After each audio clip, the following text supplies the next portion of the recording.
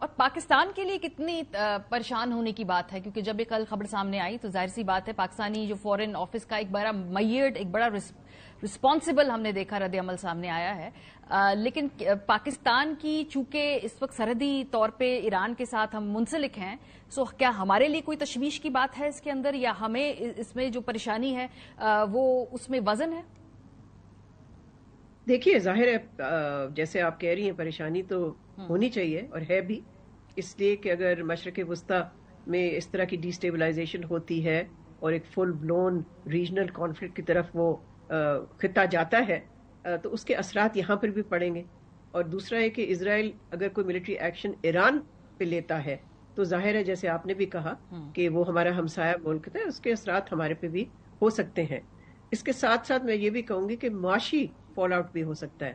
اگر یہ پرولونگڈ قسم کی کانفلکٹ چلتی رہتی ہے تو اس سے ہم نے دیکھا ہے کہ پچھلے چند دنوں میں بھی تیل کی جو قیمت ہے وہ بہت جلدی سے بڑھ گئی ہے. اس کا تو ظاہر ہے پہلے ہی پاکستان کی اکانومی اتنی کمزور ہے تو اس کا بھی فال آؤٹ. سو فال آؤٹ مختلف قسم کے ہو سکتے ہیں. ملٹری فال آؤٹ ہوتا ہے، اکنامک فال آؤٹ ہے، پولیٹیکل فال آؤٹ ہے. سو ظاہر ہے پاکستان بھی ان بین الاقوامی برادری کا ایک حصہ ہے جو سب چاہتے ہیں کہ اس جنگ کا خاتمہ ہو، اور خاص طور پہ اس بات پہ وہ ظاہر ہے ایک انٹرنیشنل کنسنسس ہے جس کا کہ پاکستان بھی ایک حصہ ہے کہ جنگ جو کہ غازہ میں مسلط کی ہے اسرائیل نے، جو کہ روٹ کاز ہے، یعنی کہ یہ ایران اور اسرائیل کے درمیان یہ کیوں ہوا سارا کچھ، اس لیے ہوا نا کہ وہاں غازہ میں ایک جنگ جاری ہے جو کہ اسرائیل پچھلے 6-7 مہینے سے لانچ کیے جا رہا ہے اپنے ملٹری اسالٹس.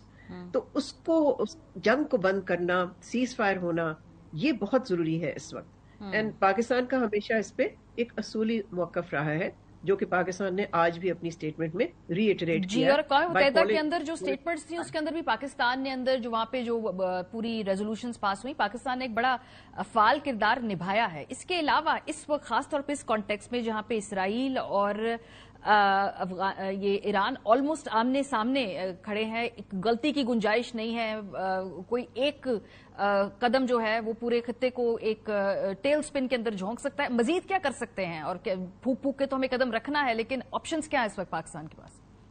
نہیں، پاکستان کا تو نہیں ہے نا اس وقت. اصل چیز تو جو ہو رہی ہے وہ یا تو یو این سیکورٹی کاؤنسل کے ممبرز کے ہاتھ میں ہے جو کہ جنگ بندی کرا سکتے ہیں غازہ میں، یا امریکہ کے ہاتھ میں جو کہ اسرائیل کو روک سکتا ہے کہ وہ کوئی اور مزید ایکشن نہ لے ایران کے خلاف.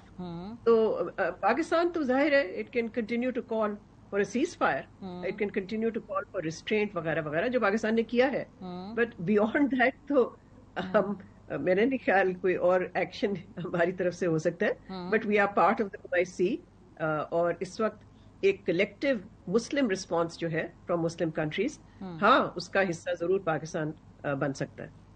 اچھا، یہ بہت جو عام فہم زبان میں لوگ ایک سوال پوچھ رہے ہیں، بڑا بیسک سوال ہے، ہر کسی کے ذہن میں ہے، کیا یہ تیسری عالمی جنگ کی طرف ہم جا رہے ہیں؟ یہ لے مین سوال، لوگوں کے اس کنسرن کو ایڈریس کرنا ضروری ہے.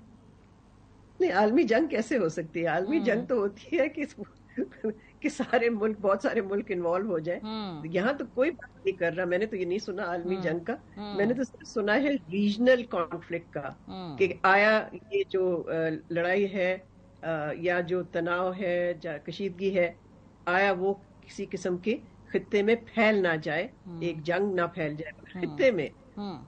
ورلڈ وار کا تو میرا خیال ہے زیادہ ہی ایگزیجریٹڈ. چلے ٹھیک ہے، جو لوگ آپ کی بات سن رہے ہیں، جو پاکستان میں عام جو ایک جینوئن لوگ پہلا سوال یہ پوچھتے ہیں نا، چلے ان کو بھی حوصلہ ہو گیا ہوگا کہ نہیں ایسا نہیں ہونے والا نا. You have to address people's concerns also. ٹھیک ہے، بہت شکریہ. ہمارے ساتھ ملیحہ لودھی صاحبہ موجود تھیں.